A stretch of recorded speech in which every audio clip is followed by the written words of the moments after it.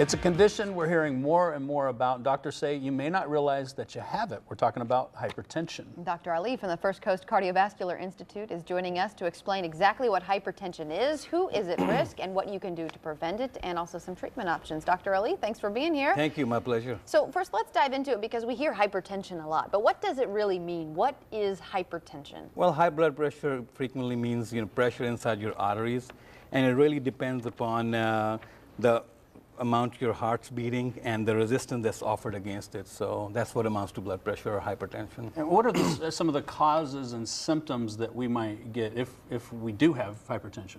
Yeah, hypertension mostly, unfortunately, is asymptomatic, meaning that there are no symptoms. And the causes that are really with it is mostly genetic, so a lot of people who have their family history of hypertension will end up getting hypertension. And then a lot of times the cause is unknown. So, and then there's a number of patients who have secondary hypertension or caused from obesity or tumors in their adrenal glands or thyroid glands, or they may have a blockage in the kidney artery, or of course, pregnancy-induced hypertension, and then people who take certain medications like birth control pills and weight loss supplements can cause high blood pressure. You said earlier this isn't something that's necessarily about age, because you should start looking for this even in elementary school kids. Oh yes, hypertension, as more we know about this, we're realizing that it starts early. So even younger children in elementary school are going to their physicals and getting blood pressures checked. So in fact, now it's recommended that that you should have blood pressure checked almost annually for kids in middle school and even onwards. Well, that's, it's interesting because you were saying it's pretty much asymptomatic. You don't really have a lot of symptoms associated with high blood pressure. How do you know that you should be testing for it, or you're just saying you should just do a blood pressure screening once a year anyway? Yeah, definitely. So I think the once a year screening is important, and it should be done as part of your routine physical. And then from there on, if you do get diagnosed with hypertension, of course, then you need to get addressed more frequently.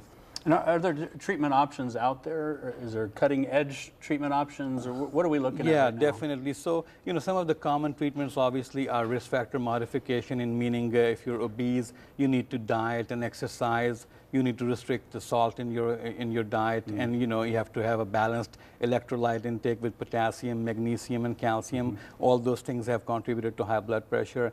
And then, we've been doing this for many years in the United States, and of course in Jacksonville. Treatments for narrowing in the kidney arteries, where we have been doing successfully angioplasty, or putting a balloon in the artery and expanding it, and then even putting a stent, which is like a scaffold that you put in. And that treatment is available and is being done routinely for people with secondary hypertension.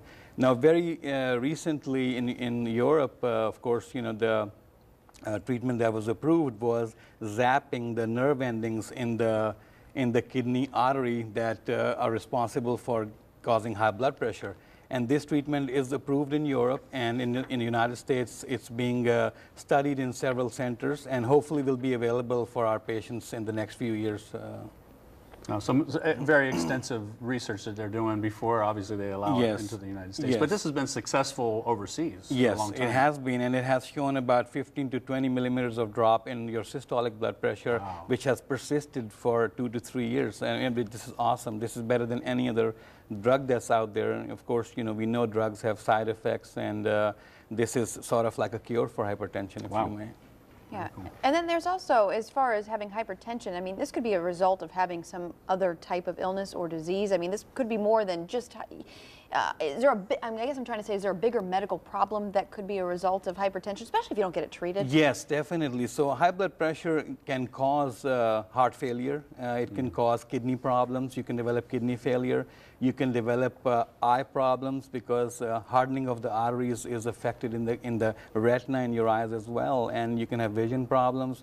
So you can have peripheral arterial disease or poor circulation in the legs. You can have stroke, which is or mini strokes. So there are certainly many things that can be part and parcel with hypertension, so it's very important to treat it, no doubt. So again, it's not something we necessarily have symptoms for, and if we're having symptoms, we might be even further along than we want to be. Absolutely. So if you are one of those people who could present to your doctor or your local emergency room with a headache or shortness of breath or chest pain or irregular heartbeat or so-called palpitations, or even unfortunately a stroke or a mini stroke, you could be actually way ahead already and progressed several years before you are. Well, that makes me nervous because some of those things I have, normal. So it just makes sense to annually, if not maybe twice a year even, just make sure that you check your blood pressure. Yes, definitely. I think a couple of times a year is recommended. Okay. Well, thank you, Dr. Ali. We appreciate you being here, My and we pleasure. appreciate all of your insight and perspective on this. And